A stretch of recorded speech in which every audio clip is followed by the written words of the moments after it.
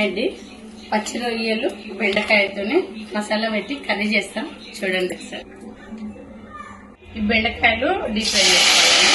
మసాలాలు వచ్చి 1 కప్పు బాదం, 1 కప్పు ధనియా, 1 కప్పు కాజు, 1 కప్పు ఎండు కొబ్బరి, 1 టీ స్పూన్ జీలకర్ర. ఇది మనం పేస్ట్ చేస్తాం. పచ్చి ఉల్లిగడ్డ అండి, దీన్ని మనం మిక్సీ చేసుకున్నాము. ఉల్లిగడ్డ పేస్ట్ అండి.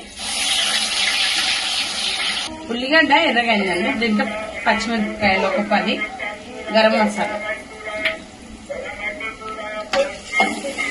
1 కప్పు అల్లం వెల్లిగడ్డ, 1 స్పూను పసుపు.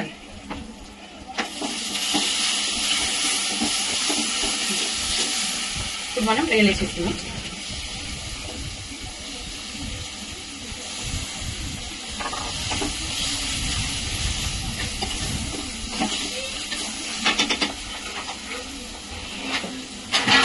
ఒక 2 నిమిషాలు మూత పెడదామండి. దీంట్లో వాటర్ అంతా వచ్చేస్తుంది.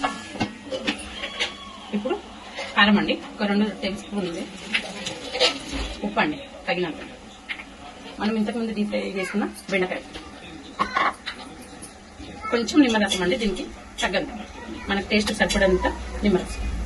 నేను ఇంత వేసుకుంటున్నాం, మీ ఇష్టం, మీకు ఎక్కువ కావాలన్నా వేసుకోవచ్చు. స్మెల్ చాలా బాగా వస్తుంది. కర్రీ ఆల్మోస్ట్ అయిపోయిందండి. లాస్ట్ కొత్తిమీర.